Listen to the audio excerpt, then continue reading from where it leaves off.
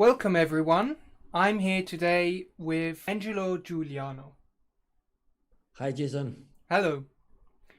Hi. Today we are going to talk about the Israel Palestine conflict and what has been going on there. Angelo, could you start talking about how this whole thing developed? The history and everything? Yes, I think it's very important just to go back to history to understand the whole context. Why are we here having Palestinians and Israelis fighting for the land? And to my opinion, they share the same history and actually the same genetics too. I think when we talk about Semitism, Semite, it's Arab, it's people from the same region. Mm-hmm. So it's important to look at the whole Zionist movement, how the Zionist movement started, and actually who are the Jews, who are the Palestinians, what are their roots. And I advise people just to read a book. There's a very interesting book called The Invention of Jewish People. But again, the title is provocative, but the writer is a Tel Aviv professor. He's a Jew, and he's actually challenging the origin of the Jewish people. So the Jewish people have two types. There is the Sephardi, which are like more Arab looking, and they are the Ashkenazi. Ashkenazi, they come from the ancient Khazar Empire. So they don't come from the original 12 tribes. There were people that were around the Caspian Sea, around Poland, that area. And this is why they speak Yiddish. Mm-hmm. And in reality, back in the old days, they were pagans, and they had to convert into a religion because pagans they were in danger. You had to choose. Back in the old days, you have to choose either for Christianity or Islam. They were just in between. They needed to choose a religion, and what they chose, they did a compromise and they chose Judaism. Mm-hmm. So in reality, you have Ashkenazi, they account for around 80% of the Jewish people. So so it's very interesting. So they are from Poland and that area, from the Khazar Empire. So they don't have any roots from the land of Israel. So it's very interesting that people that are claiming always like 2000 history and they're claiming to be from a certain land which is very far and has nothing to do with their roots, they're claiming to be the owner of that land. Mm-hmm. So there is this part. So this is for the Jewish side. Then the Palestinians.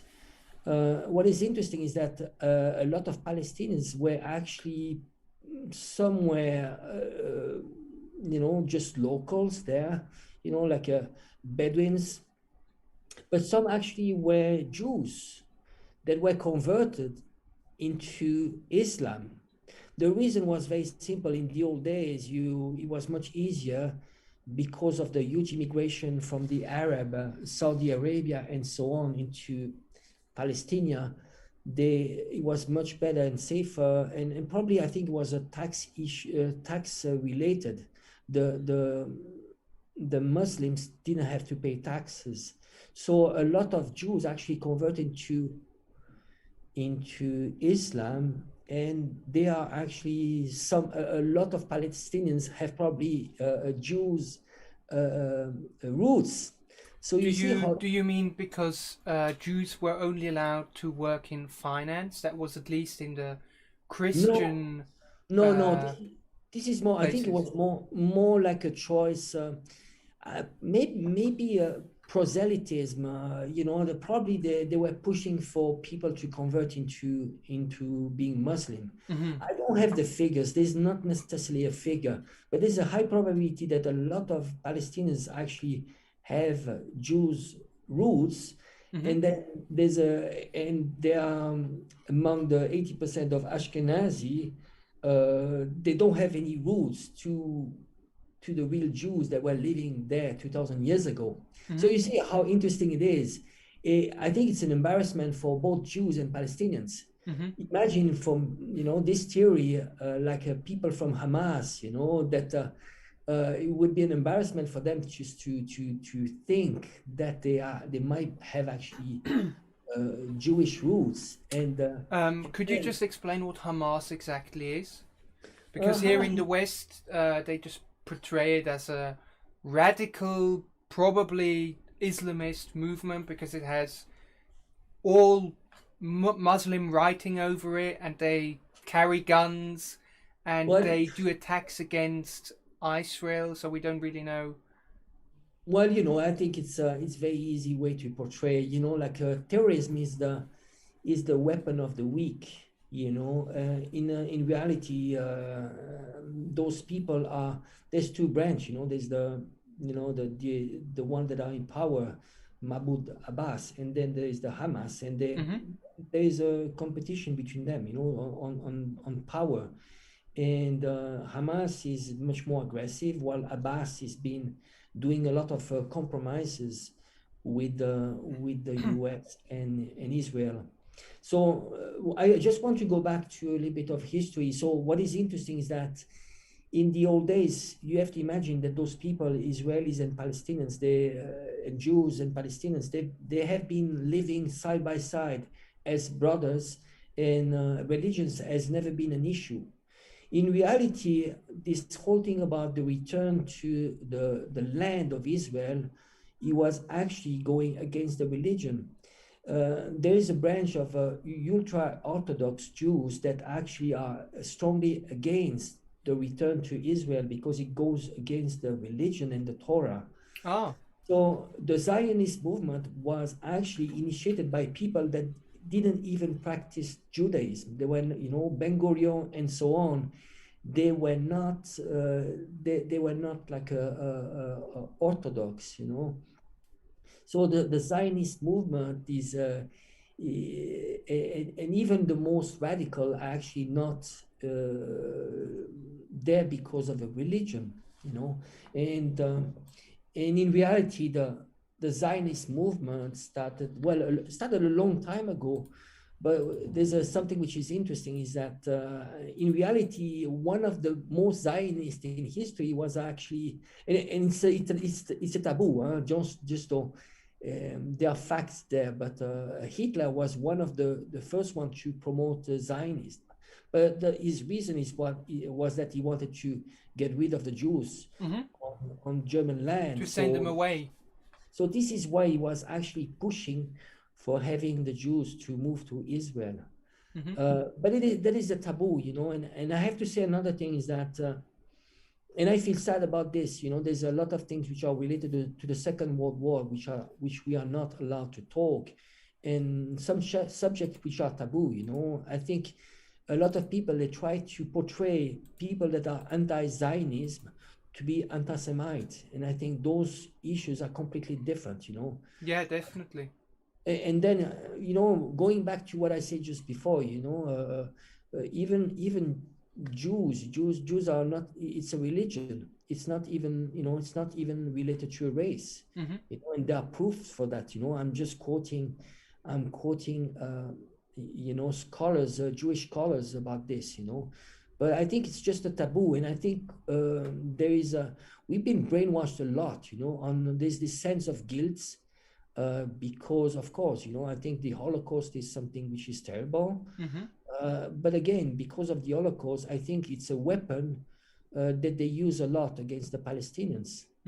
And what I've seen is that, Greens in Germany and the Social Democratic Party, basically all the liberals, they always say, well, never again wars. When it's about the wars in foreign countries, in the Middle East and such, then they don't care. Then they completely don't care. So it's, they're just using more or less the Holocaust. And what I've also noticed is that they mostly just reduce it to, it was just the Jews. No, it wasn't just the Jews. It was anyone basically which was against a Hitlerist regime. Yeah, keep in mind, war is a terrible thing. I think we should denounce war, full stop. Yeah. War is terrible. We are against war. Again, what happened in the Second World War is that there was not a good and a bad. Of course, Hitler was extremely bad. But at the end of the day, they were all butchers. War could have been avoided.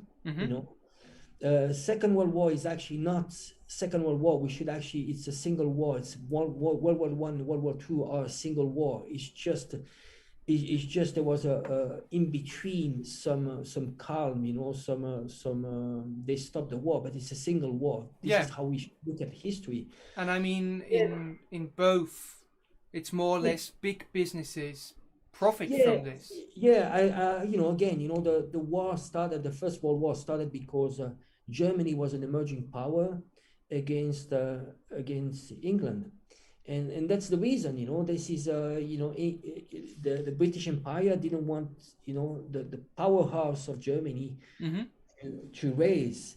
And already then it was about oil, there was a Baghdad ban. Baghdad ban was a railway that was going from Baghdad to Germany. It was supposed to help the German economy to get access to oil. So you see this whole thing. When I just going back in the Second World War, I think they were all butchers. The only thing is that there's only a better more skillful butcher that won. The U.S. won, but again, there's lots of things, crimes against humanity that they did. I mean, they dropped two bombs, nuclear bombs on Japan while war was over. So you see, they were all butchers, and the difference is that whoever wins gets to write history. So I think it's we need to be cautious about history.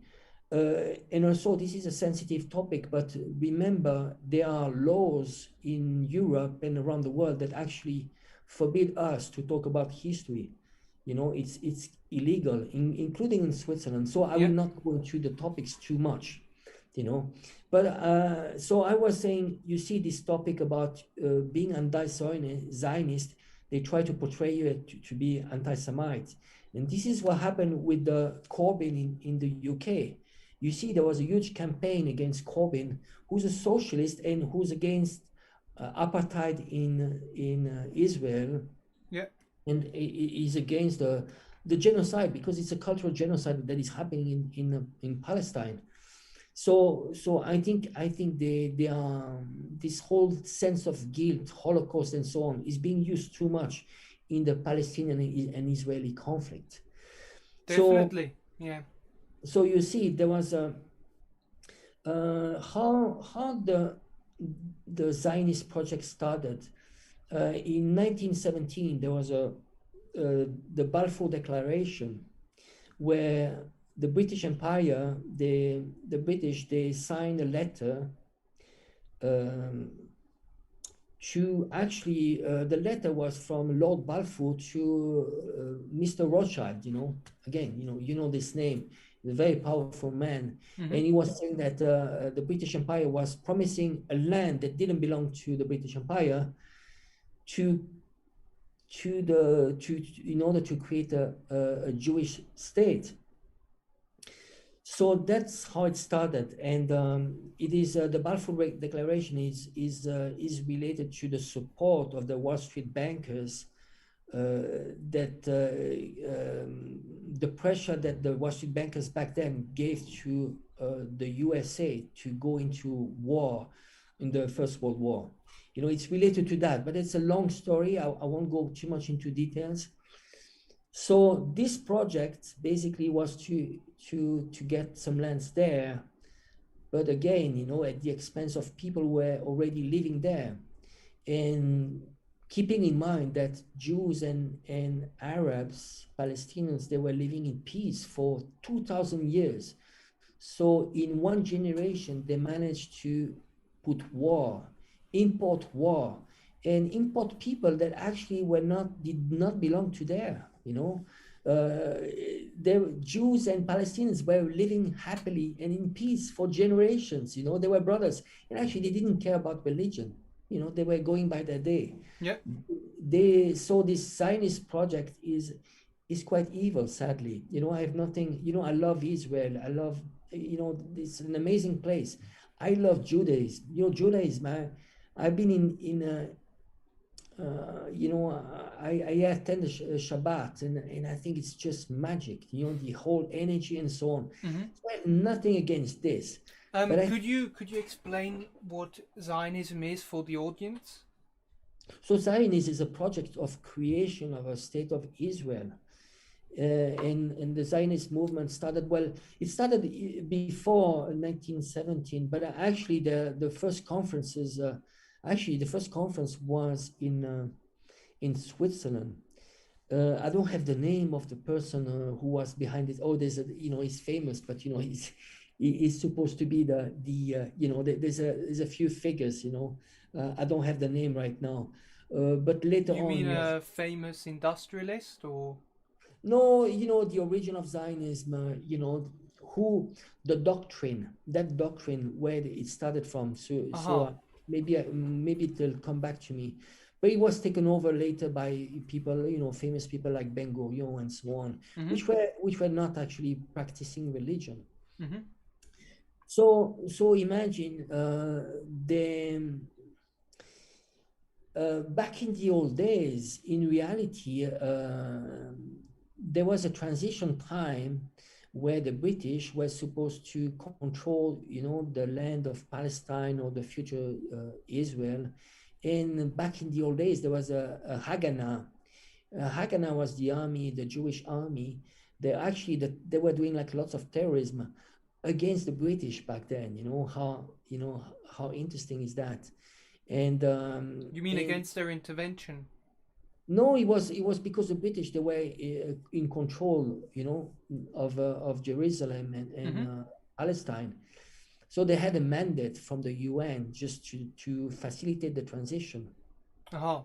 Yeah. So the UN vote for the creation of Israel, the first time it failed, the second time it went through. Mm-hmm. It went through because of the huge pressure that the US gave in the UN. Mm-hmm. And so it was by a very small margin.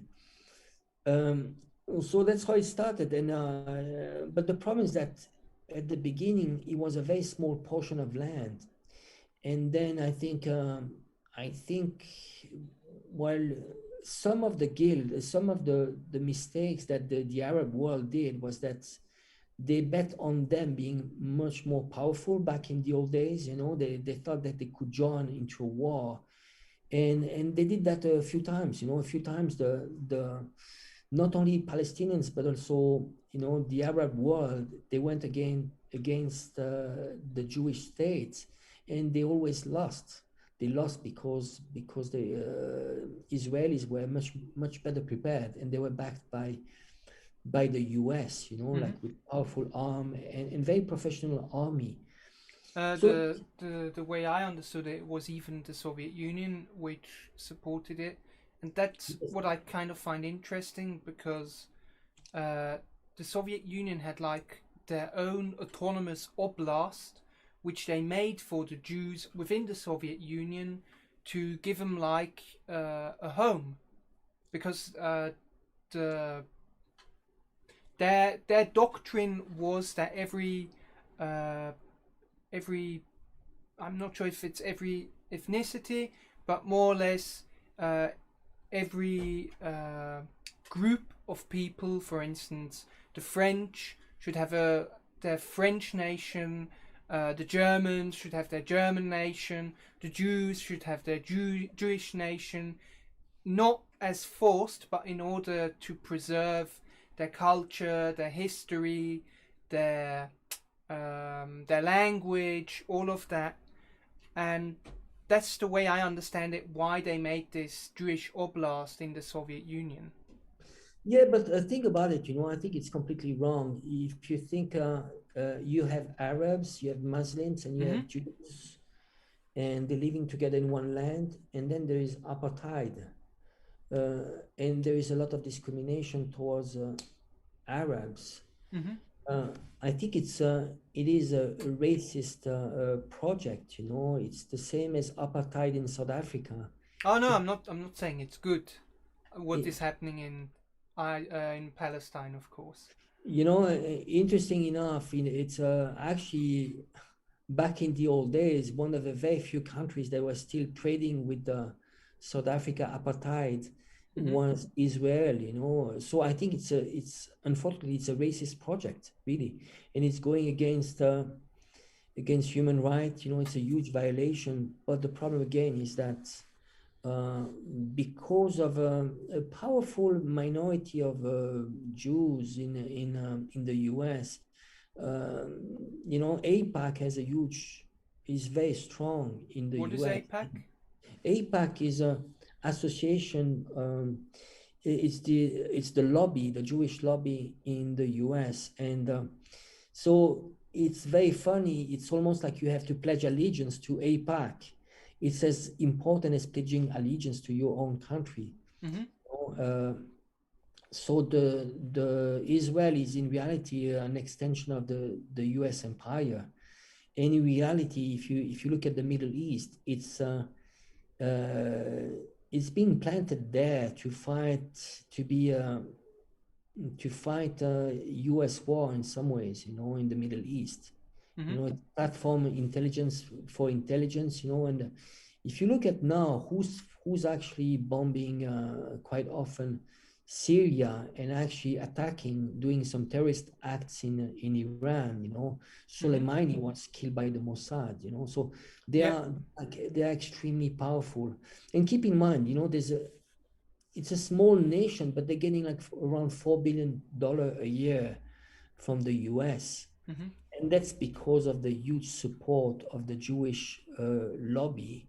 You know, the congressmen and senators, they have no choice but to be Zionist. You know, it would be impossible to have to have a successful someone to have too much power in the US and being anti-Zionist. It would be just unthinkable. Mm-hmm. And they also killed the Iranian nuclear scientist, didn't they? Yes, they did. They did kill a Iranian I don't know his name. scientist. You know, it's you know, Soleimani. If you look at the Soleimani would be the equivalent of Blinken. Mm-hmm. You know, even more. He's a war hero. I mean, he's a huge personality. So imagine if Iran was killing Blinken. You know, it's this whole thing about reciprocity. Do You you know, you have mean Lincoln or Blinken? Because Blinken. oh, Blinken. I understood Lincoln. No, Oh, Blink. okay. So imagine, you know, I think it's about just drawing parallels. You know, what Mm-hmm. if it happened like this, so on and so on. You know, the project, the Zionist project, it is like imagine if in Switzerland we had a religion, Mm-hmm. you know, let's say the Swiss religion, and then you have people in Poland, you know, Yeah. they choose to have the same religion as ours, Yeah. right? And then they say, oh, we claim to get our land back. So basically they get, you know, they come to Switzerland Mm-hmm. and they claim that you know, we are going to establish a nation here because we have the same religion as you guys, but now we start expelling you and we start putting you in concentration camp. You know, this is what they do. Gaza is a huge concentration camp which is surrounded by wall, Yeah. you know, and people cannot get out, you know, so it's inhumane. It's inhumane, you know, and it is nothing about being against Jews or Israelis and so on. You know, it's just about humanity, you know, and I just wish either they live in two different states. You give a state to Palestinians, or they live together in you know, two nations in the same state. You know, Mm-hmm. it's just about seeking peace. It doesn't matter after all. You know, it's just, you know, just labels. You know, and there's nothing to do, but there's nothing to do about being anti-Semite or so on. You know, it's just Yeah. it's Sure. you know, it's a look. I don't have time for that. You know, I think there are many other fights. Uh, Personally, I think my fight is to have it against imperialism. And Mm-hmm. I think the Zionist project is part of imperialism. So let's say if tomorrow the USA fails, collapses, I think we might see ripple effects of collapses of other imperialist states, Do we want to or explain quick what imperialism is? well, it's a project of the white supremacy project of getting their hands on the global south, Mm-hmm. and it's about oppressing people, just squeezing those nations out of the raw material, out of all the resources they have. Yeah, and uh, keeping the country poor, that's an important aspect. yeah, keep them poor, undereducated, Mm-hmm. like keep the mortality high, just just keep them oppressed. There are many different ways. The French, how they do the French. Not only they have the army, but they impose a French currency, which is the name is a CFA, Mm-hmm. the franc CFA, and I think there are 14 countries in Africa that that have a currency which is issued by France. Imagine. I mean, this is real imperialism. It doesn't matter. The most power you have is when you control the currency. So it Yeah. doesn't matter. You can even give them a democracy, but if you are controlling their currency, how much sovereignty do those guys have? It's just a joke. It's ridiculous. Mm-hmm. So And you, I mean, you the yeah. First and the Second World War were more or less imperialist. To quote Goebbels, he literally said, "There's oil, there's gas, and there's coal, which we want to get in the Ukraine, and this is what we're fighting for." So it's clear. Um, the Second World War was mostly about places were already dominated by other nations, and so the Nazis had to uh, take over these places so they could expand their markets. And so the Krupp family, which financed the war in the first place, and all the weapons production of Nazi Germany, could get a hold of those companies. Yeah. Yeah, actually, if you look at what happened, I think it was an amazing chessmate that the U.S. did. You know what they did? I mean, they took over the British Empire. I mean, basically, the position of that the British had was taken over by the U.S. Yeah. Uh, the U.S. started actually financing. Hitler was financed by the Wall Street bankers at the beginning. It's a big taboo, but I think it's worth talking about this. Mm-hmm. Why? Because back in the old days, the biggest danger for the US was communism. Mm-hmm. So they started the financing, and once actually Hitler was starting to win, especially when he started the Barbarossa campaign, going to Russia and so on. This is when the US started shipping lots of armaments to Russia, Mm-hmm. to the USSR, and they were starting financing, I mean, so much to the USSR. And basically, it's about financing both sides, destroying both sides. Russia had, I don't know how much, but how many, but probably 20 million people died. So at the end, you had Russia, When exactly? sorry, around 20 million. I don't have the No, no. exact When exactly? 1945, this is when the war, when they started to Oh, finance yeah. Russia, USSR, it's just in the middle of the war, Mm-hmm. basically. So you see, Europe and the USSR ended up being completely destroyed. And then you have the USA completely, absolutely untouched. I mean, how many soldiers died. And Mm-hmm. the soldiers, the American soldiers that died, they were not even white. They were black, poor Americans that they sent, on the front. Yeah. It's just, again, this is some of those, when you watch Hollywood movies, so with white guys fighting, but in reality, the first lines were black people, poor black people from Harlem. Mm-hmm. So you see, it was a very smart move. And then you have Europe completely destroyed, Russia as well, and then there's a Marshall Plan where they finance those countries, and in reality, the in 1945, around 40 to 45% of world GDP was US GDP. Mm-hmm. Why? Because when there was war in Russia and Europe, all around the world, who was producing for the war was the USA.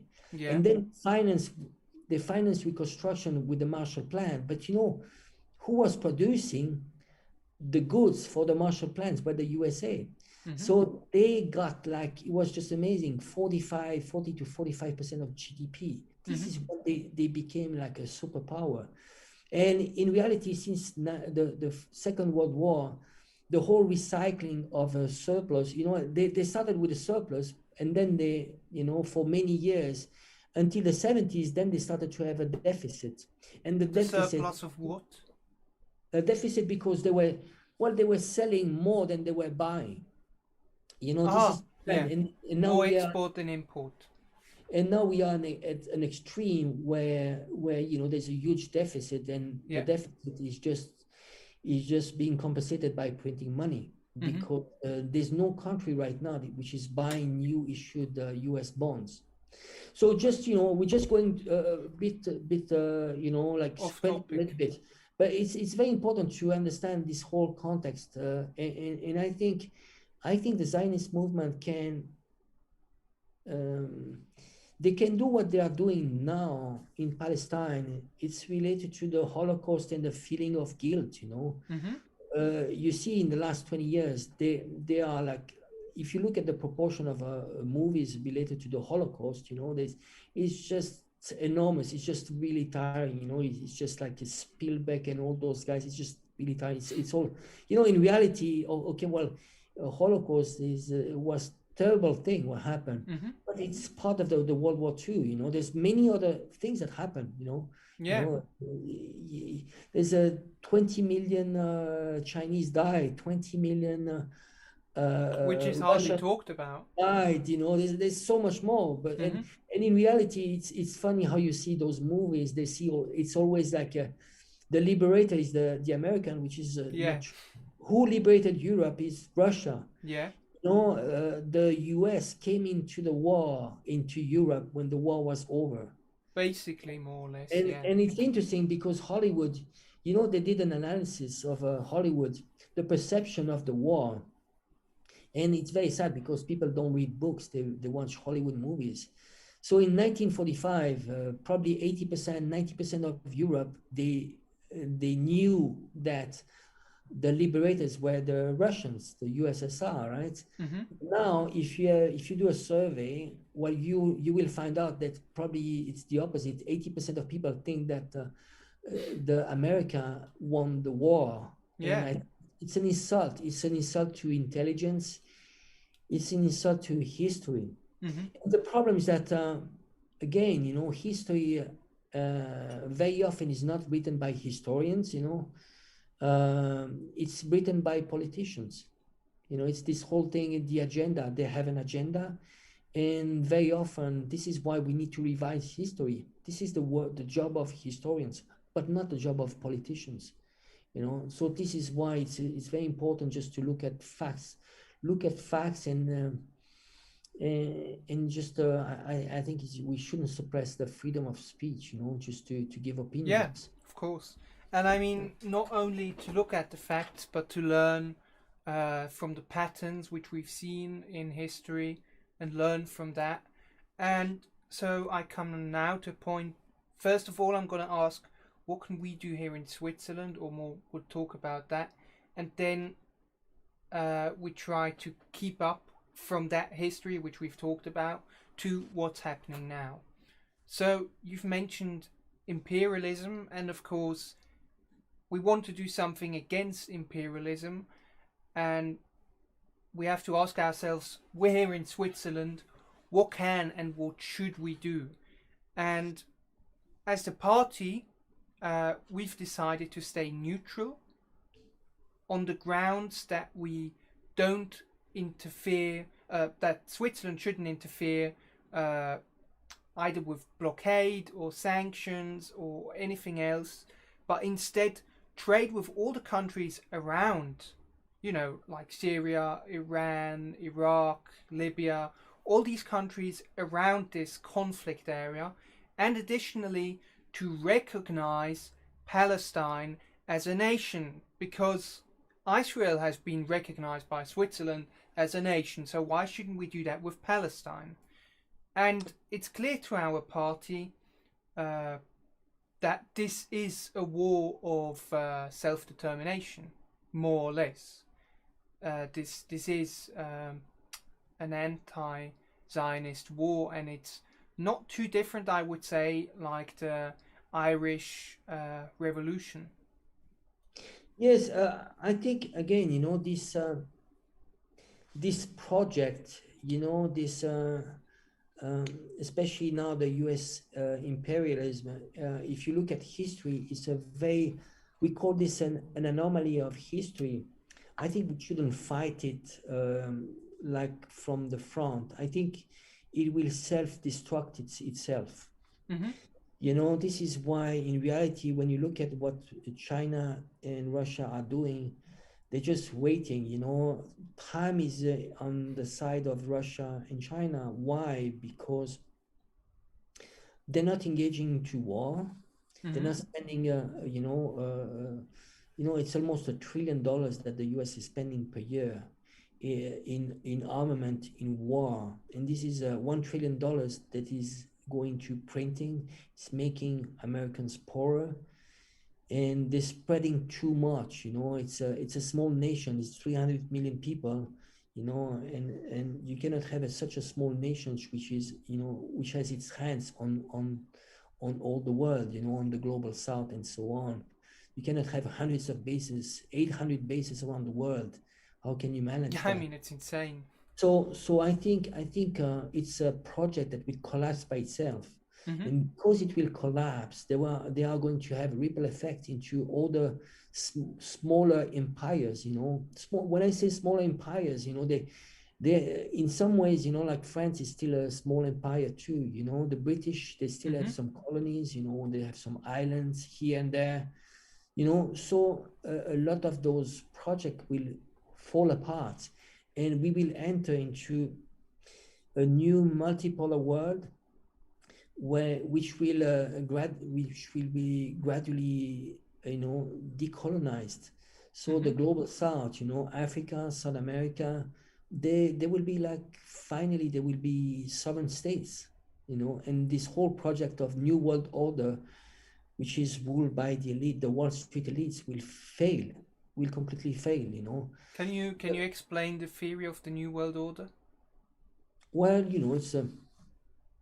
it's trying just to get a stronger hold onto the world. I mean, it's right now the only oppositions are those countries. Some countries got destroyed. Mm-hmm. Countries like Syria, Libya, Iraq, they got destroyed because Mm-hmm. they opposed this imperial project. But now, who's leading this movement? And it's not an active movement. It's basically it's about fighting the currency, just not using the dollar. Mm-hmm. It's what we call the de-dollarization. Mm-hmm. So once you start doing that, it's being much more passive, and it's going to accelerate the dollar hegemony, and by definition also imperialist, because it's not sustainable. Mm-hmm. It's not sustainable because it was just around the dollar. It was imposed at the Second World War. The USA imposed on the world to use dollar. They had no choice. Mm-hmm. But back in the old days, they had a trade surplus. Now they have a huge trade deficit. So how do you compensate for your trade deficit? You print dollars. Printing dollar, if you are a global currency, there's no impact on inflation, because you can keep on printing. You get assets all around the world, and it's okay.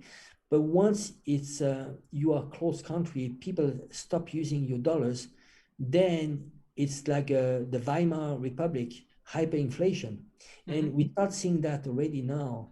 the inflation is extremely high, and I think it's underestimated. And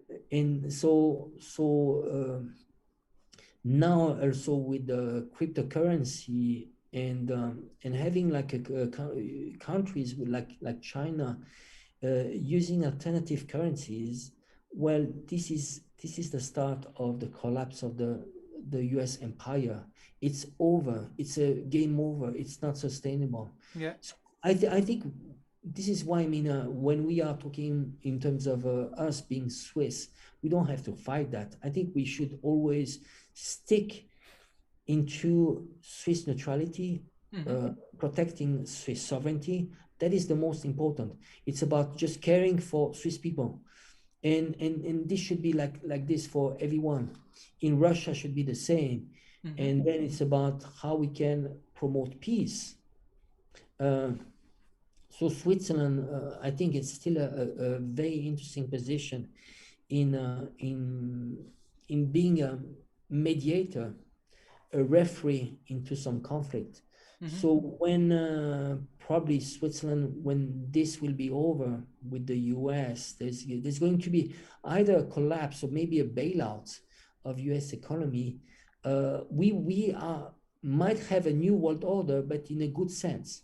But Angela, I have to disagree with you. I would say we're already living in the New World Order, because for me the New World Order was neoliberalism, which was tried in the South Americas.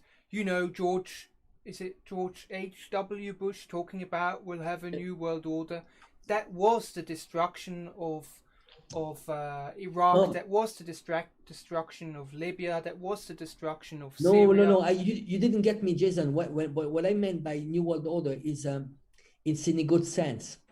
Now there's a New World Order, but after this New World Order, there will be another order, and that other order will be a multipolar world. It will be a more democratic world. If you look at the nations, you know, now you have at the UN, you have like 5 big nations, and you have your veto, and in reality, you mean the veto power of the US? Veto power, I don't think it's a bad thing, but what is bad is that its half force is being utilized. It's you see, whenever we talk about Israel, there are lots of things that were passed by the sanctions. They were passed against Israel, and every time there's 2 countries that veto, it's Israel and the US. And because there's a hegemonic and very aggressive stance from the US, it's all about sanctions, and this is the lightest, or it's about like physical attacks. And this is not democracy. Democracy, if you look at the broader sense in terms of United Nations, it's really about one country, one vote. And when you look at motions, very often, if you were to, there are many more countries voting for China than supporting the US. And even the US, what we call allies, are not, in fact, not allies. They are hostages. Yeah. Keep in mind that you say that often. Many allies, like Japan, allies like Japan, Italy, Germany, they, not Korea, South Korea. Well, you have US Army bases there. Their NSA is doing, has a very strong foothold in those countries. Well, you are not an ally, you are a hostage. It's, it's a reality, So there's I don't think there's really allies. There might be a few allies, but they are probably the WASP, it's like the white Anglo-Saxon Protestant, more like a Commonwealth, Australia, the hardcore, Australia, England, and the USA. This is the real hardcore, but they share the same roots, but then Japanese, I really think that Japanese are just hostages. They have no choice. There's If you look at Japan in the 1980 or something like this, there was a Plaza Accord. The Plaza Accord was because Japan was about to overtake the USA. Well, they sat down, the G5, I think it was a G5 back then. They sat down with Japan and they said, well, you know, you are going to, your currency is too low. You are going to make your currency higher. And basically, well, this single fact that the currency went up, they had like at least a 1 decade completely lost.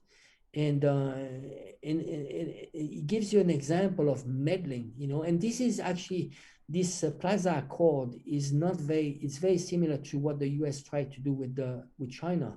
They could do the same, you know, that and China wouldn't take it, you know. They want to talk as equal, and you know, so and it's a sovereign state, you know. They will never accept what the Japanese did.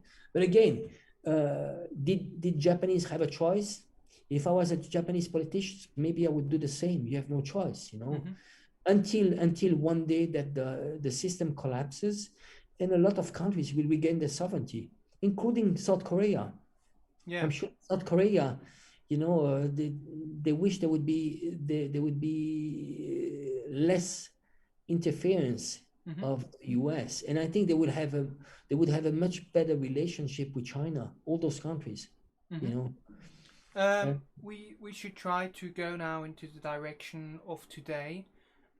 What I wanted to add is what Switzerland should do is they should try to also trade, of course, with the Palestinians after recognizing it as a nation, and being kind of a country which says, look, you can come to us and you can discuss matters, and we are like a neutral party where we can make sure that both parties are heard and both parties feel respected.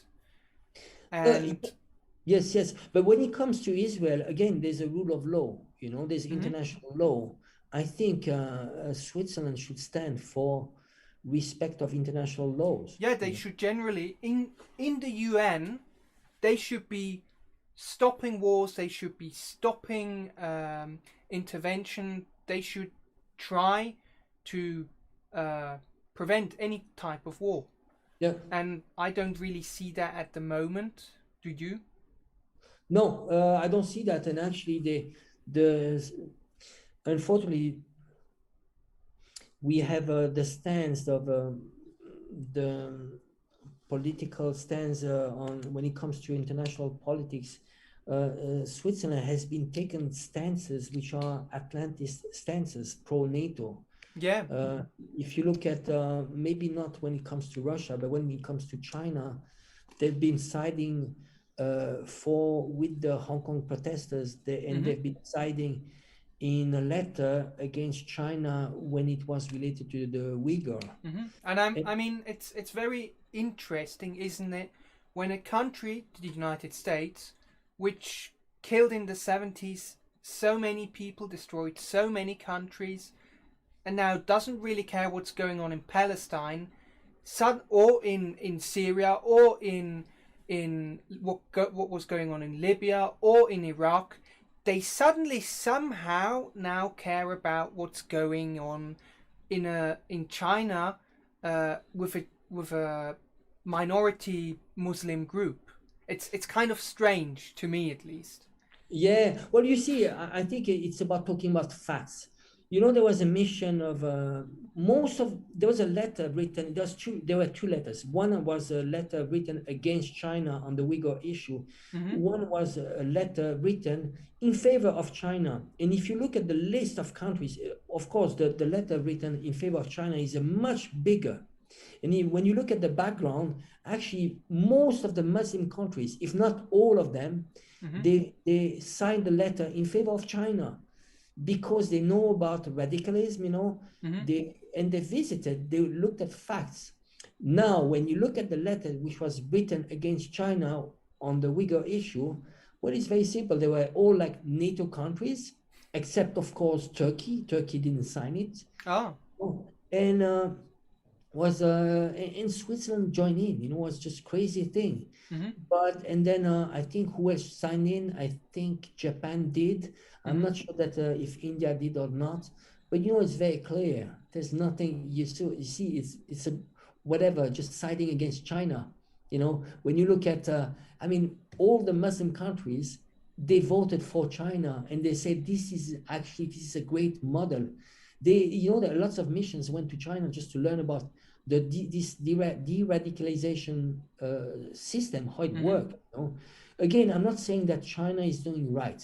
Yeah. I'm not, we need to be critical. Problematic is different in every single country. Mm-hmm. China is 1.4 billion people. It's more than 50 nationalities, many languages, writing. It's 4,000 years of history. It's extremely complex, extremely complex. Mm-hmm. They had civil wars and so on. Now it's the golden time of China, 40 years of prosperity. Mm-hmm. They had 750 million people being lifted out of poverty. It's just amazing. But there are things that apply to China. It's an ongoing process. But when you look at what they have achieved, it's just amazing. Of course, every single country has problems. I mean, even Switzerland, Sure. uh, but they're dealing well. There was corruption, there was huge corruption 20 years ago. Now it's getting better. It's an ongoing process. And when it comes to human rights, keep in mind that the standard of human rights is different in China than it is in Europe. Yeah. China is more about access to education, food, inequalities, and so on. And it's more about looking in terms of society, not individual. Here we are more into like looking at individual. It's identity politics. Mm-hmm. All this BS. About just the individual. Yeah.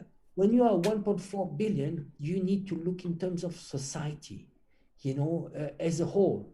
You cannot look at each individual and so on. And actually, it's Chinese are having a system that works for Chinese. The same as Russia, they're having a system that works with Russia. Mm-hmm. Democracy and legitimacy is important. This word of legitimacy, it comes from the approval of people. Mm-hmm. There's a huge majority of people that approve of Putin. Why? Yeah. Because he cares about Russia. He doesn't care about the rest of the world, but he cares about Russia, and he's trying as much as possible to deliver. Mm-hmm. In China, there was the Howard Institute did a survey. Howard Institute doesn't have a reputation to be too much pro-China, but they did a survey. Yeah. And they found that 95% of people in China support the CPC, the Mm-hmm. Communist Party, and that is legitimacy. While in the West, and I like to use the US example, well, there's only 30% of people that support support the work of the Congress. Yeah.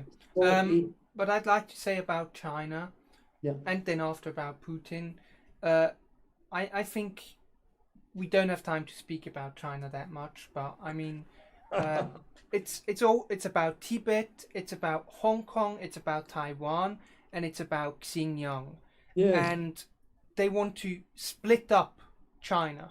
We can. Yeah. I mean, it's very obvious. They want to remove Hong Kong. They want to remove Taiwan. They want to remove Tibet, and they want to remove Xinjiang. And then they would probably drive down the living standards there. And then the next step would be to make the country dependent on the West.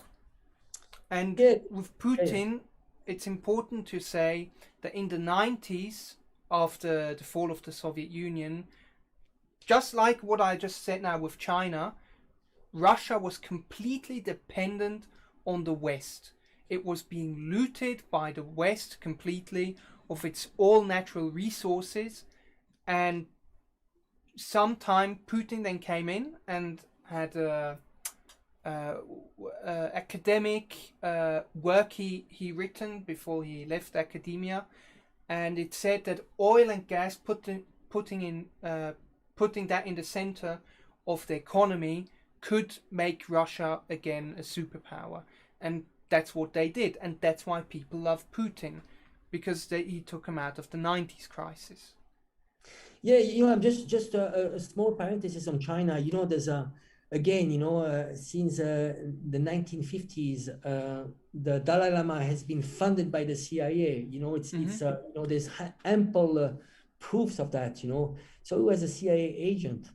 So he was a useful idiot of the West. Just because they wanted to initiate a separatist movement in Tibet. And he was even a member of the Communist Party at one point. Oh yeah. Actually, but there's we could talk about this much longer. But I think at some point, it seemed like he was influenced by his family and his brother just to leave for India and start a separatist movement. But at the beginning, he was actually in good terms. He was in good term, with Beijing. So you see, Dalai Lama was financed by the CIA. Then you have the Xinjiang movement, the World Uyghur Congress.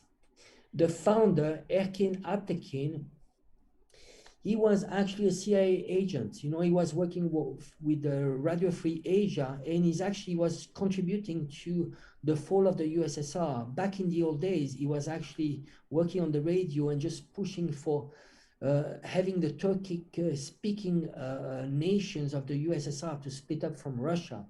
So this guy, can you imagine, the World Uyghur Congress, the founder, was a CIA agent. You can even check on it's even on Wikipedia. Wikipedia is not always a source. No. But of course, there are ample interviews. He was actually. How does he admit it? No, I've seen some interviews. He says himself that he was working for Radio Free Asia and he was working for regime change. Yeah. And you know what he's saying in his interview? He's saying that a lot of oil and gas companies from the US, they approached him, and what he said is that, well, if you guys help me, well, I will give you access to oil and gas from Xinjiang. He said clearly. So you see, you have plenty of evidence. Yeah. Again, it's just but the problem is that there's so much propaganda. We are fighting against a huge machine. The CIA has been financing lots of outlets, and there's an entity called USAGM, which is financed by at the height of $1 billion per year, and it's all about propaganda. There's Biden just signed a bill of $300 million per year, which will be a focus on demonizing the Belt and Road Initiative. So imagine when you have $300 million per year to fight against China on media. To fight against an infrastructure project which pulls out poor countries out of poverty instead of giving that to your people. It's interesting, yeah.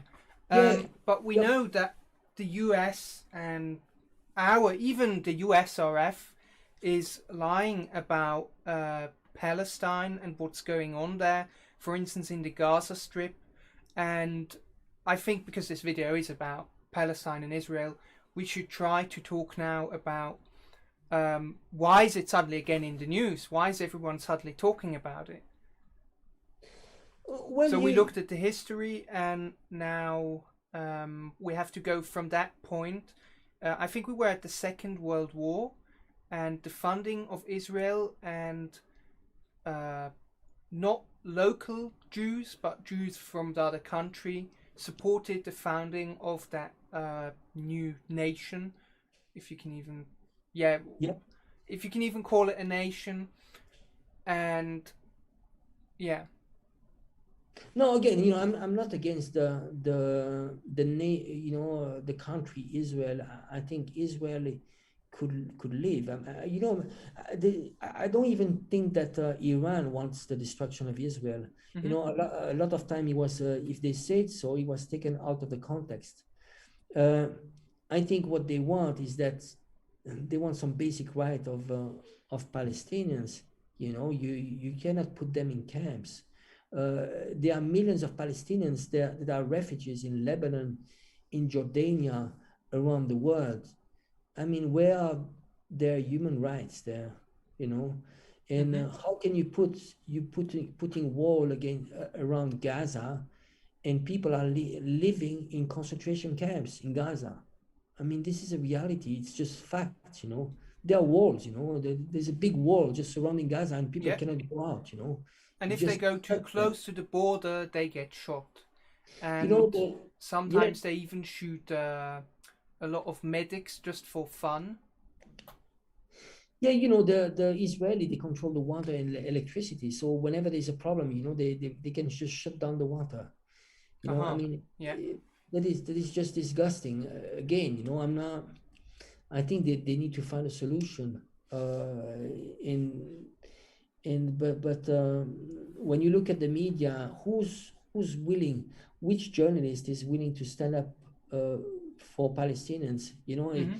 you are putting your job at stake. You know, your livelihood at stake. Who's controlling the media? You know, you need to look at the follow the money. You know, very often journalists, I like to call them prostitutes. You know, prostitutes. You know, like Oh, prostitutes. yeah. They're nothing else, you know. They're being Yeah. paid, you know. It's not it lost its glamour, you know. Mm-hmm. And now actually the whole propaganda is shifting a little bit, you know, because of the mainstream media. They're losing power. Now you have all those YouTubers, Mm-hmm. but they are being co-opted. You know, I give you an example. Democracy Now Mm-hmm. used to be a very good alternative media, especially during the Iraqi war. Yeah. But then he got started getting funding from outside, and now it has is actually following completely the U.S. State Department, you Mm-hmm. know, propaganda. So when it comes to Syria, they just follow exactly what the U.S. State Department wants them to say. Yeah. You know, and that is the problem. The problem is that money can corrupt. Mm-hmm.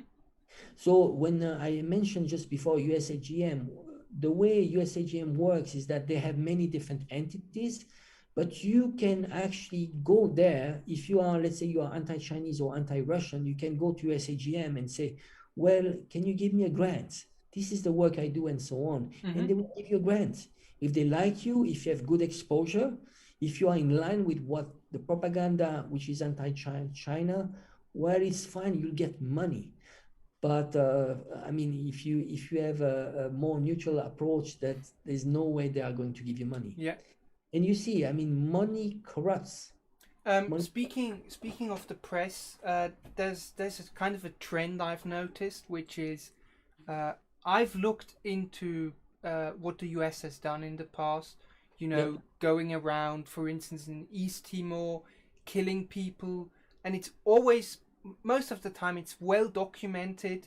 You have video footage, you have image footage. What's going on now in Palestine? Tons of footage. You know, all these videos, even RT reporting on it. But then with China,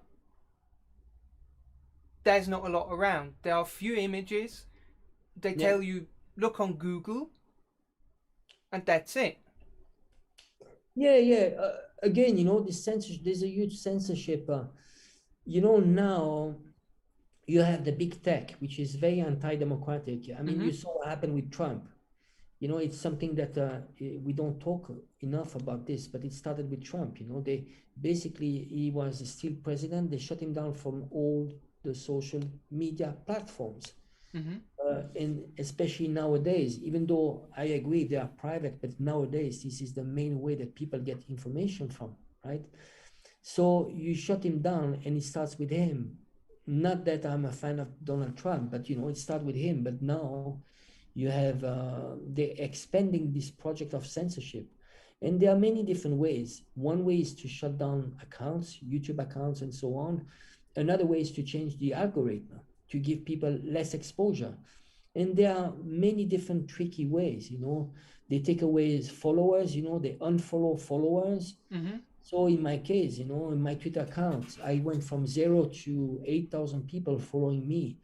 It took 1 month, and then for 2 years it's been staying there, and I don't have much exposure. I have the status of they call shadow banned. So Yep, basically, we know the that. That's the also an Instagram thing. yeah, the tweets the way I reach people is only people that follow me, but they, if they retweet my tweets, there's a very low Mm-hmm. probability that people will see that, so it gives me a very low exposure. Mm-hmm. So I don't have any voices, it's very impossible. It's almost impossible for me to speak to the people I'd like to speak to. You know, Yeah. for me, it's no use to speak to Chinese media or Iranian media. I do it once in a while, Mm-hmm. but I wish they would give us a voice to more moderate media, Mm-hmm. more balanced media. But journalists.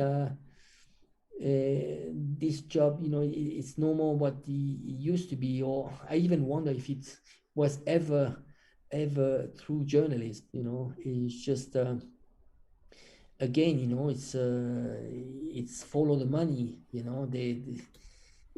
Journalists are not going to risk their job, their livelihood, just to speak out. Yeah.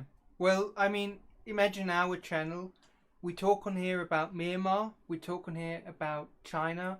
We talk on here about all the wars or uh, all the war crimes which the US has committed. We have videos of the Empire Files. We have videos of Brian Berlectic. Yes, Berlectic. it's great. I can't say his name. Athletic. We have videos of you. We have videos of me. We have. I wouldn't be surprised if our how do you say, our range on YouTube is also very much decreased. And Uh, actually, Jimmy Dore has found proof because they confirmed that, because the Google founder, or is it the Google owner, more or less said, yeah, we're just trying to give to corporate news the outreach on YouTube, and it used to be that one of your videos might be on the front page of YouTube when you look for a specific term, while now it's just corporate news. So it's yeah. literally, like I said in the other video, it's a covering of one lens of the glasses, where you have the Eastern lens and the Western lens, and they just want you to see through the Western lens. Yeah, there's so much hypocrisy. Think about it. The West is always claiming, "Oh, you should have freedom of speech." Yeah, Where is my freedom of speech? yeah. Oh, they claim human rights, but when you're killing 1 million people in Iraq, where are their human rights? Mm-hmm. There's so much hypocrisy. When you are doing an embargo on Venezuela and tens of thousands of kids die Yeah. because of the embargo, where are their human rights? Mm-hmm. When you have you want to promote democracy, but you promote democracy only if the result of the vote is going to the direction you want. you know they wanted democracy in Palestine, and the Hamas won, Mm-hmm. and then they didn't recognize the Hamas. How much hypocrisy there is there. Can you tell me what exactly the Hamas stands for? I just know, I think it's in their program that they support a two-state solution. But The thing is that when you are attacked and demonized, I'm not sure if they are still in the terrorist list, but mm-hmm. they're not into a position where they can even discuss with Israel. Hamas is slightly more, I would say, traditional, conservative, more like a stronger. There's a stronger value in terms of religion. Mm-hmm. And of course, they used to, the Palestinians were at war since, I mean, they're still, but at some point, of course, there was some terrorism. In the old days, Mm-hmm. like people, because of desperation, they would blow themselves up. Yeah. And I'm against terrorism. I mean, really, we should denounce terrorism. But those were acts of desperation. So I'm not in their head. I think we need to fight terrorism, but at the same time, we need to fight the root of terrorism. Mm-hmm. We cannot And oversimplify. that's usually poverty. Well, you put people in cages, you humiliate them, you destroy their livelihood. Imagine, Yeah, which creates imagine poverty. a mother that gets her child killed. Mm-hmm. You are a mother, you get your child killed, but you know what? You are willing to do anything, anything. It doesn't That's the matter. other thing. It's You have lost everything. You've lost the most important thing that you have in your life. You've lost your dignity. mm-hmm. Well, then there's only a small step into blowing yourself up because you've lost everything. Yeah. And it's a tragedy. Terrorism and the root of terrorism are both a tragedy. But I think to counter that is to make sure that these people there have infrastructure, that these people have access to education and all of these things. Because, Exactly. for instance, the way I understood it, China in Xinjiang built up infrastructure. They took people out of poverty, and by doing so, people are less attracted to terrorism. Because normally, even how revolutions and such work is, when people are so desperate, they are ready for any radical solution. And if someone is promising you 70 young women in heaven, which if you die for it, you'll get, it's easier to fall into a trap like that. Especially if you are either religious or don't have a lot of education. Yes, I think education is a very important element. Again, it's about, but when it comes to Xinjiang, it's very simple to debunk all those lies. They talk about the genocide. The Xinjiang Uyghur minority over the last 20 years, they increased much, much more than the Han Chinese in the Xinjiang province. Poverty eradication. Now when we are talking about extreme poverty, we are down to zero in China. It's just amazing. Mm-hmm. It's in terms of humanity history, is the biggest achievement ever. Getting 750 million people out of poverty. So they brought education, health, life expectancy increasing, protection. When they talk about protecting religion, there are over 20,000 mosques in Xinjiang. Yeah. With that, 20,000 mosques. Even Switzerland, how can you give lessons to Xinjiang? We put in the constitution in Switzerland to make it illegal to build minarets for Yeah. mosque. Minarets, and you are going to Xinjiang and point the finger at China not respecting Muslims when they have 20,000 mosques. Those are facts. Mm-hmm.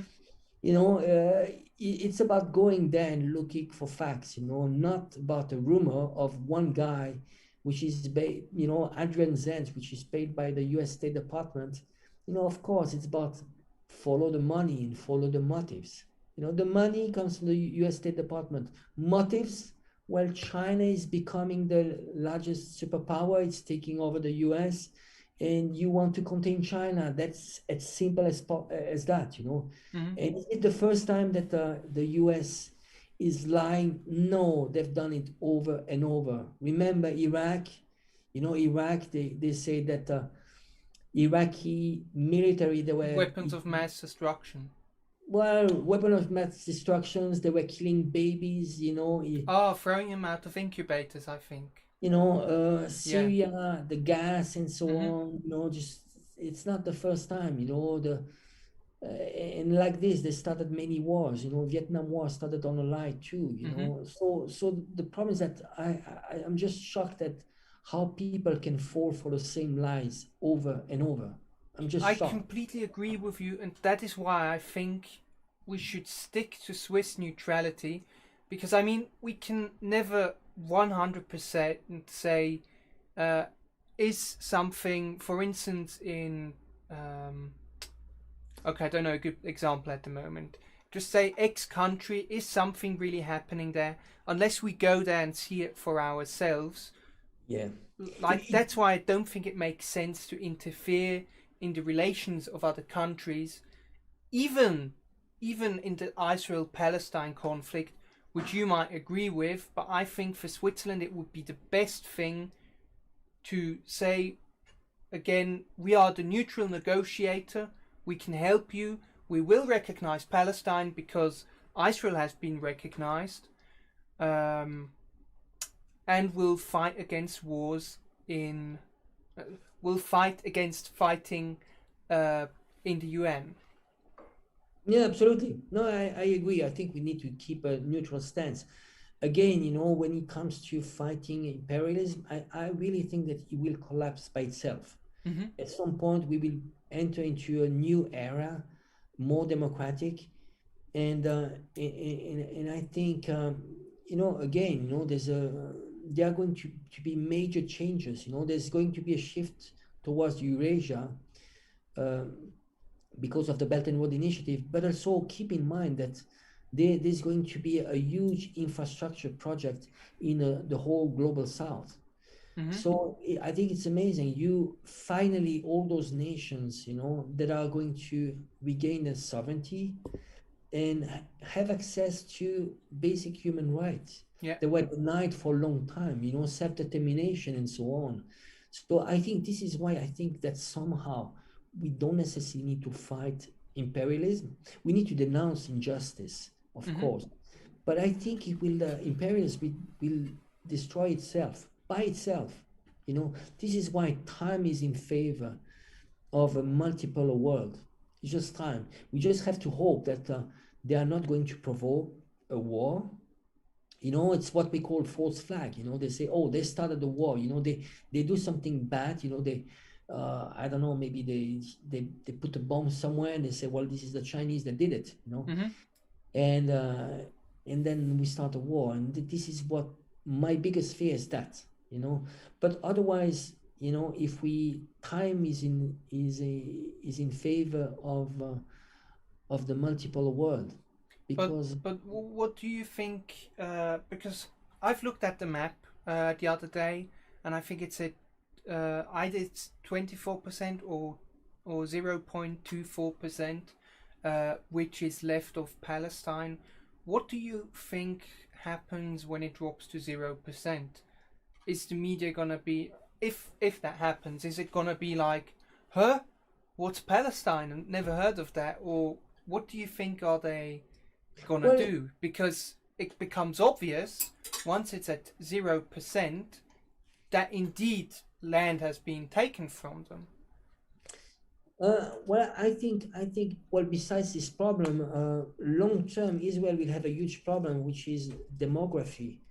When you look at, there's a Israeli Arab population and there's a Jewish Israeli population. Mm-hmm. Well, the Arabs have having more babies, and with time, it's just a matter of time where the Arabs will be more than the Jews in Israel. And because of this discrimination, if you are really applied democracy, how are you going to deal with that? And I think this is one of the reasons that Israel still doesn't have a constitution. Constitution, just to make the rule clear. It's still an early project, and they need to get their house in order. Because it's not sustainable. Mm-hmm. It's you sweep the floor. You can sweep the floor as much as you want, but it's down underneath is dirty. It's dirty. They need to deal with their contradictions. Mm-hmm. It's full of contradiction. It's full of lies. Really, it's a project that is inhumane, and sadly, it could work. It could work, but again, there are people, there's a history, and there's possibility for people to live together, hand by hand, in peace. Mm-hmm. And the problem is that when you are talking about, you see, I have a dialogue of peace. What I want, even when it comes to China or the US, what I'm looking for is just peace. I just don't want war. I think war, is something that we need to avoid. Mm-hmm. And I think we need more humanity, equality, and so on. So that's my project. So I think it's very unfair, it's very counterintuitive, whoever is actually saying, well, I promote democracy, human rights, and so on, they are actually the ones that are very hypocritical, and they are going against basic human rights, because they are imperialists. Since when imperialism is for human rights and democracy? It's not. It's Yeah. for oppressing people. It's having like three-quarters of the world being oppressed, and just it's about exploiting people, and I think it's disgusting. Human exploiting human is disgusting. Mm-hmm. And this is also why I'm leaning more left, but again, I think it's important, when we say left, I'm left when it comes to economic, the class struggle, Mm-hmm. but But I mean, that is a type of left which we don't have anymore in Switzerland, and that is why we call our party more or less traditional left, yes, because this type of left which is around now is more liberal, more or less. It's actually liberal. It's not really left. yeah, but But we've already hit the 1 hour mark. 1 hour, yep. What could we else say about Palestine? I think it's important to talk about the Gaza Strip and how when people go demonstrating, for instance, against the occupation, um, they just most of the time shoot at protesters. They use poisonous gas. They've even used illegal bullets. They're called exploding bullets, and when they hit you, they explode and more or less shatter. And what else do they use? They use many things which are illegal. Maybe you can add on to that.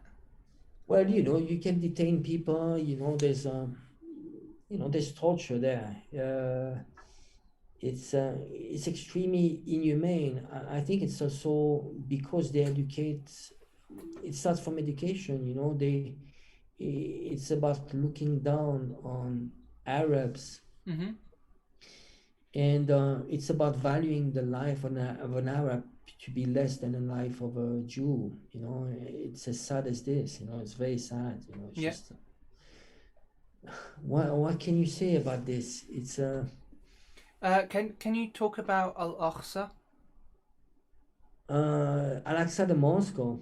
I think so, yeah, because I've heard about it, but Well, from what we saw on TV, and I think again, there's a depending on which media you see, it's mainly underreported. But during the Ramadan, how can you?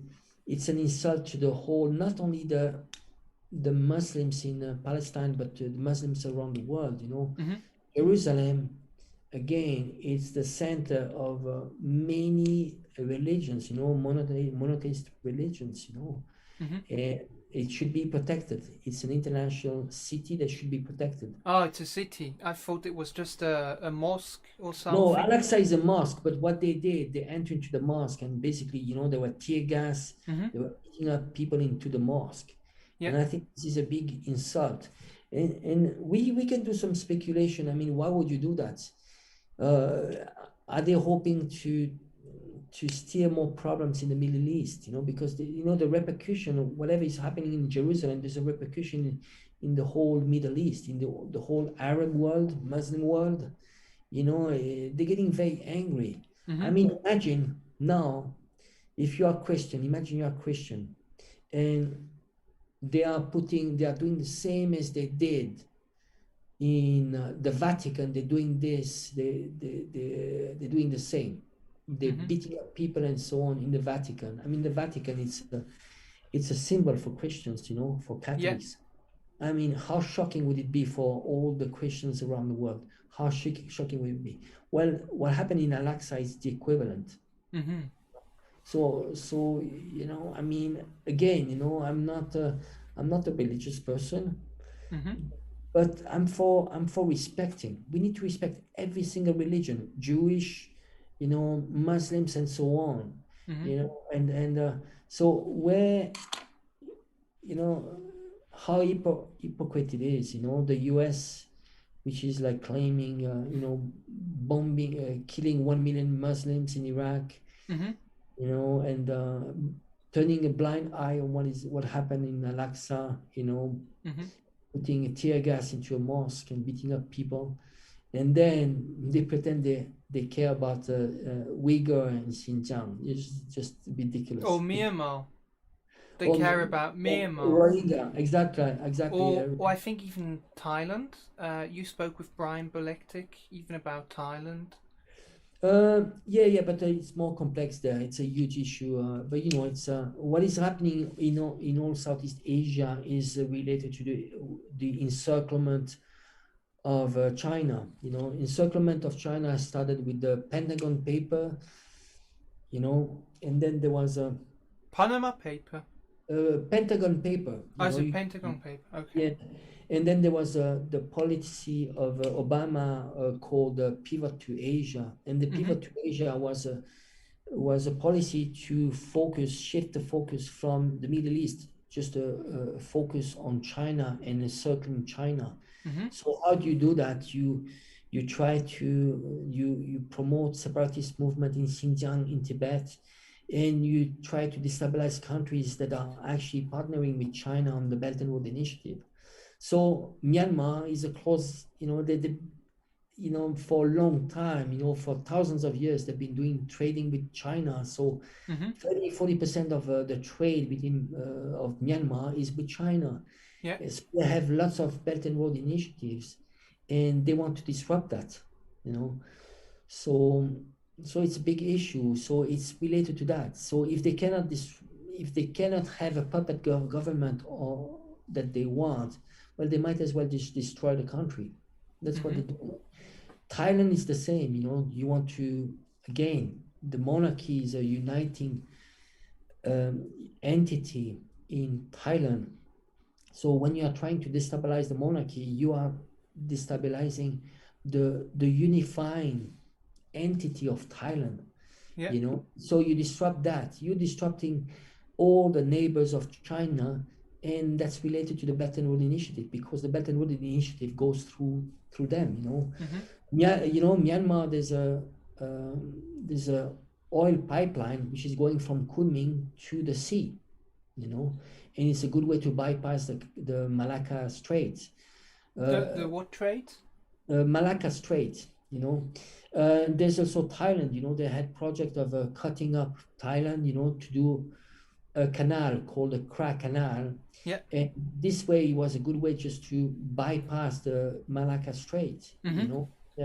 and just to make it more green, because they Mm-hmm. would save the 1,600 miles of journey, and also to avoid the Malacca Strait, which is probably one of the most sensitive place if one day the US wants to do a blockade of China trade. Mm-hmm. So you see, there's this, it's all been planned. It's Mm-hmm.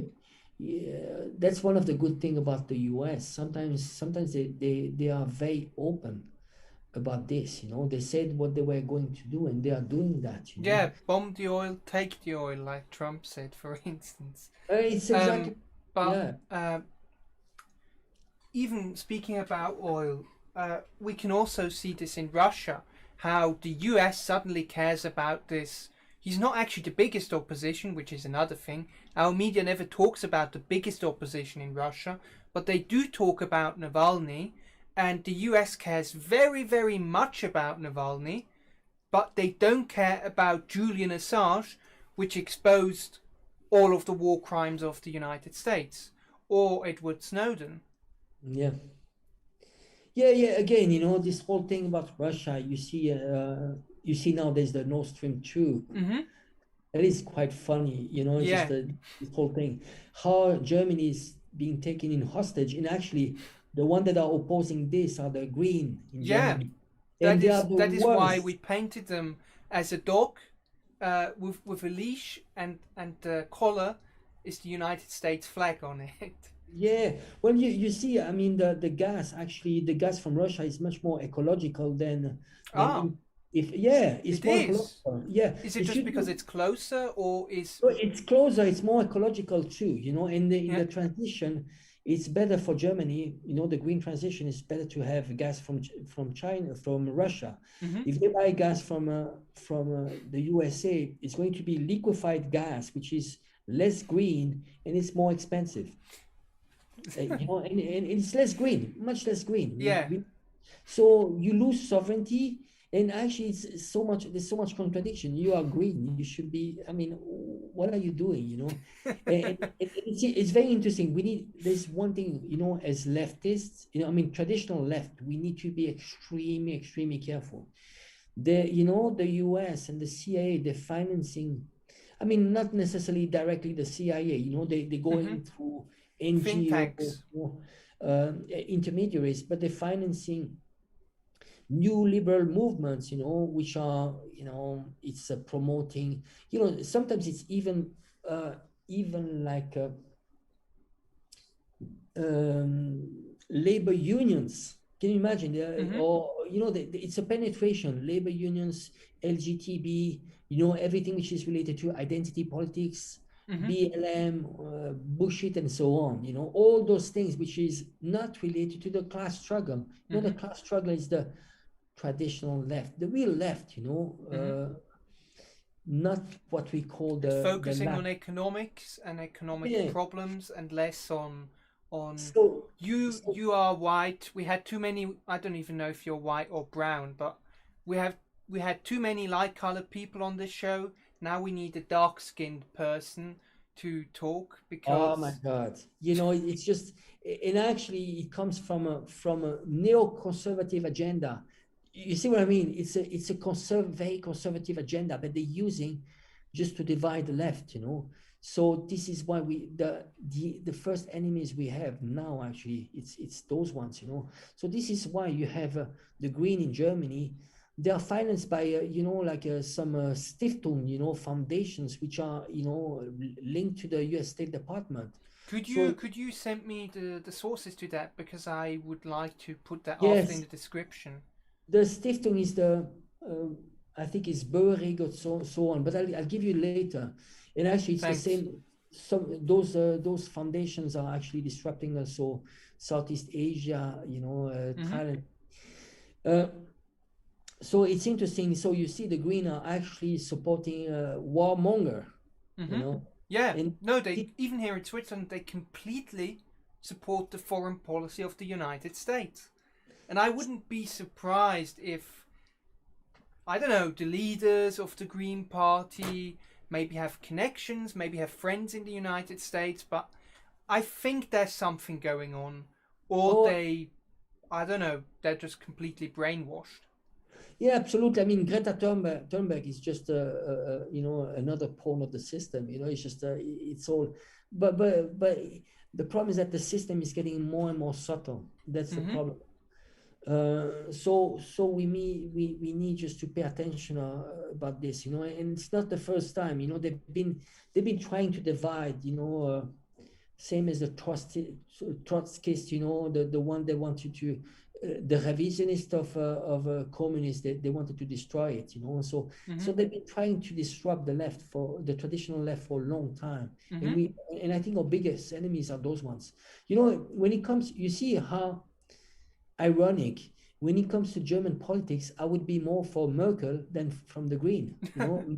Merkel, she cares more about Germany, and she is better than the Green. So I'd rather have, and it's she's not from the left, but I'd rather, Mm-hmm. I prefer very often real conservative, Mm-hmm. honest. When I Mm-hmm. what I mean by honest is that they have something they think, they Values. They have values. values. So I define myself a leftist when it comes to Economics. economics, Mm-hmm. but I'm from the right when it comes to values. Yeah.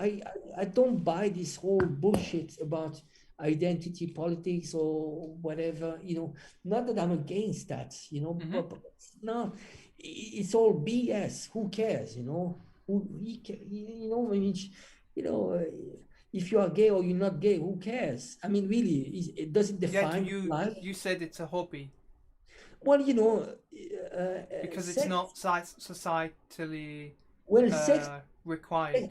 Well, sex is two things. It's it's either you use sex for procreation or Mm-hmm. it's a hobby, right? Yeah. So you know, I mean, if you choose to have men, well, that's your choice. But you know, but is that important? No, it's not. You know, I mean, and again, I think those movements are hijacked. To give you an example, you know, gay marriage very often the ones that are pushing for this agenda are not even gay, actually.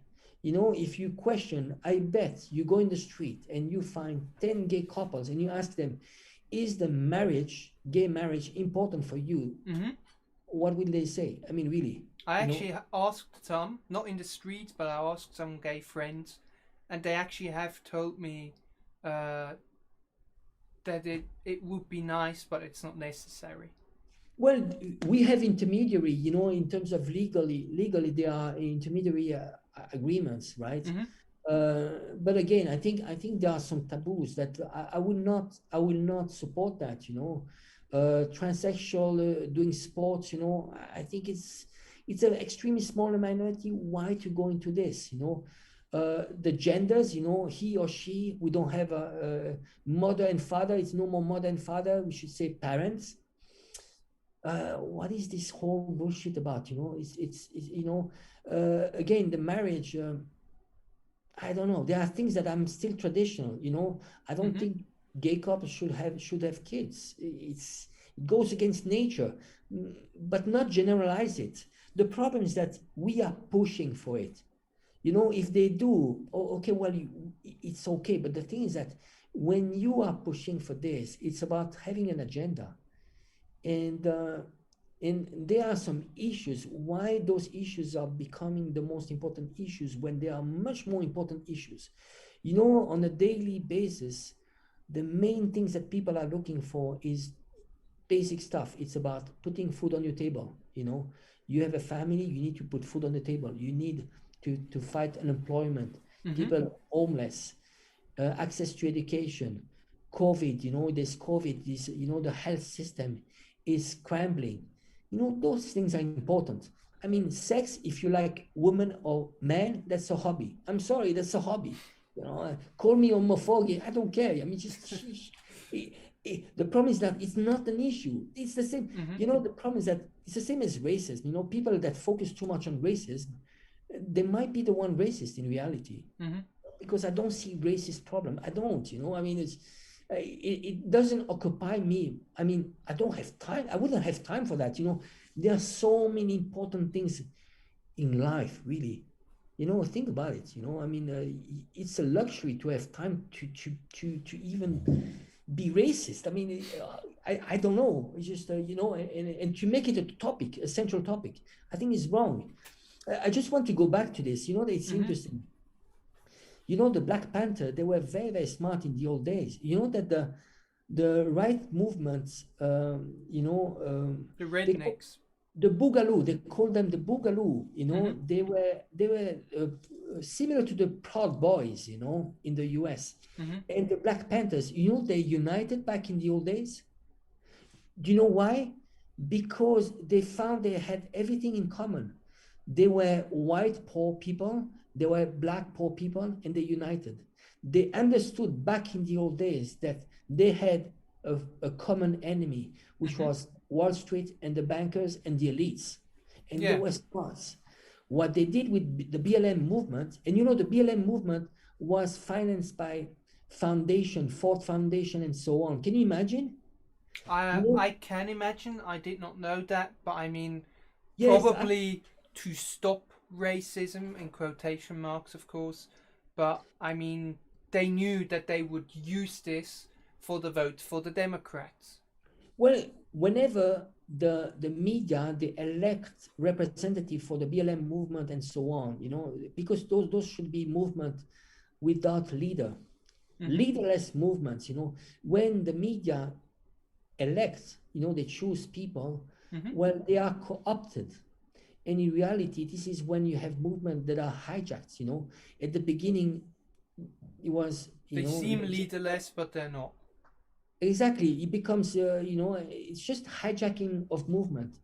And that's the problem, racism, we should fight it. And I think, there's racism in the US, and I agree, we should fight that. Mm-hmm. But in reality, they use that for dividing the society. So when you're dividing the white and black, people are focusing on gender issue, race issue, then they don't focus anymore on the issue that matters more, which are social issue, social injustice. Yeah. This is how the Wall Street guys, they divert the society. They do diversion. Mm-hmm. And I mean, they're very, very happy to have a trans, black, mixed Asian woman pressing the button to bomb some brown people, and or holding up the American and the LGBT flags in front of the US Air Force. They're happy to do that. They can do that as long as you'll shut up then and stop demanding things. Yeah, you saw the last commercial, the CIA commercial, that you start. Yeah, that was hilarious. It's so hilarious, But it was even better when RT copied it and Jimmy Dore made a video on it. It was perfect. Loved it. Now you have LGTB CIA employee. Well, the bomb is going to be less painful. It's going to be less painful. It'll be more diverse. It's just more cool, I reserve. I mean, from now on, we'll get the same amount of bombs, because now it's Biden. Mm-hmm.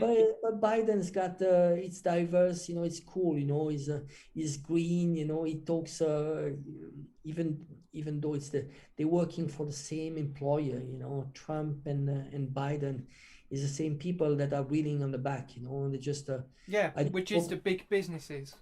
Exactly, the elites, Wall Street and so on. Not that someone is going to say we're talking about Jews or something. It's the big businesses. It's big, but business. Someone will say that anyway. I mean, it's okay, but I don't have time for that. I don't have time for that. It's but it's a sad world. Well, we need to keep on the fight. At least, if we can be humble and just whatever, if we can reach out to a few hundred people with this video, it's 100 people that are going to maybe to learn something. If we can share the knowledge, it's important. Mm-hmm. But I think it's there are people, just amazing people like Jimmy Dore, Gray Zone. There's there are people fighting, and so we're not alone. Yeah, I mean, we see this throughout the world. We see it with South Africa, with the EFF. We see it in Britain with the Workers' Party Britain, with George Galloway. Yep. We see it in America with Caleb Maupin and Jimmy Dore and his Center for Political Innovation. We see it here in Switzerland with our party. We are pushing it back against this indirect, personalized political landscape where just the individual matters and feelings matter and not facts matter, and it's all about beating around the bush, never saying what you're thinking, but constantly saying, oh, well, we don't necessarily agree or disagree with this, or where Obama becomes the Nobel Peace Prize, even though he bombed brown people and did a lot of other bad things. I mean, it's ridiculous. And here in Switzerland, the liberals support this. Sadly, I think you said something which is very right, is people are led by emotions, but not facts. Mm-hmm. It's people used to read books and learn about history. Now people, they watch Hollywood and that's how they learn history. I've been 3 times in Tibet, and I've read many books, and mm-hmm. books by people, Tibetologists. I mean, really expert on Tibet. Yeah. And people, I sometimes have arguments with people that they watch a movie, 7 Years in Tibet, Brad Pitt, right? Mm-hmm. they watch that movie and they want to lecture you about what Tibet is. How ridiculous. I mean, this is how Yeah. people do, you know. You know, the Second World War, you know, the foundation of what people know about the Second World War is just Hollywood. It's Hmm. just Hollywood, really.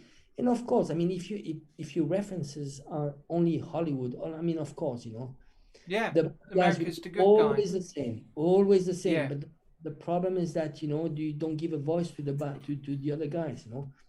And I think it's a healthier world when you start seeing the world as being gray. You know, I'm Hmm. not, you know, when I take my stance for Russia or China, I'm not necessarily by nature, you know, like, I mean, crazy about Russia or China. I mean, really not. I think I'm for justice. Hmm. You know, when I see injustice, and actually the worst is what this injustice can lead to, Hmm. you know. Well, I've been living in China for 25 years. Well, you know, I I give, already uploaded that video where you said you had to speak out against Hong Kong protests because yeah. they were destroying the country, and you saw it, what happened in Libya, I think, or is it Syria or Iraq? I used to live in Venezuela as well, so I've seen some Oh, yeah. the U.S. meddling there. Hmm. But the thing is that you see what happened to when I was in Hong Kong is that when you have first hand experience, Hmm. they start to destroy your home. Well, then it's different, you know. But when you are, you know, there's a they call them bobo in French. In English, they call them the latte liberal. The Yeah. latte liberal are people that are in Starbucks drinking a $5 expensive latte Hmm. and, and actually talking about human rights, you know, Yeah. and they have absolutely no clue. Hmm. They have no first hand. There's so much distance, you know.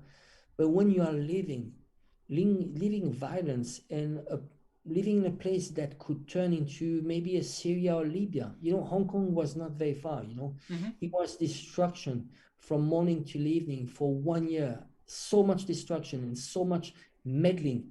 They were, you know, the media were in the hands of Western powers. Hmm. The protesters, the writers, they were financed by the US through National Endowment for the Democracy. It was just Hong Kong was hijacked. Yeah. And when you have that and it's your home, well, I believe me, I mean, personally, I had to stand up and speak out, you know. And Yeah. they call me many names, you know, they call me Nazi and so on, but who cares? Who cares? At least, you know, I can stand up in the morning, I can look at myself in the mirror and I can say, well, the day I had to speak out, I did speak out, you know, and maybe Hmm. that's the best thing, the best teaching I can give to my son, you know. Yeah. And You said that the world is grey, and I would agree with you. We literally have in our party mission statement that every country has good things and bad things, and for Switzerland, we like to learn about these things and apply the good things if they are compatible with Switzerland.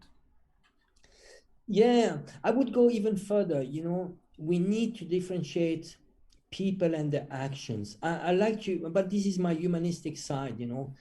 I like to fight ideas, Mm-hmm. but not necessarily people, you know. I think people can be misled and we need to fight their ideas. If we can dissociate the people from their ideas. We fight their ideas, but we try to respect people. You know, people are misled. You know, Mm-hmm. when I see those people, you know, fighting, they are manipulated by Western powers, and I look at them, and you know, well, they've been misled, and you know, I think we should be more humane and try to be rational and trying to bring some sense. You know, trying to bring some sense. You know, because Well, that's why we have the Party Proletariat Switzerland to bring sense to our country, to the liberals, to the fake left walking around. Yeah. We're nearly hitting now the 2 hour mark.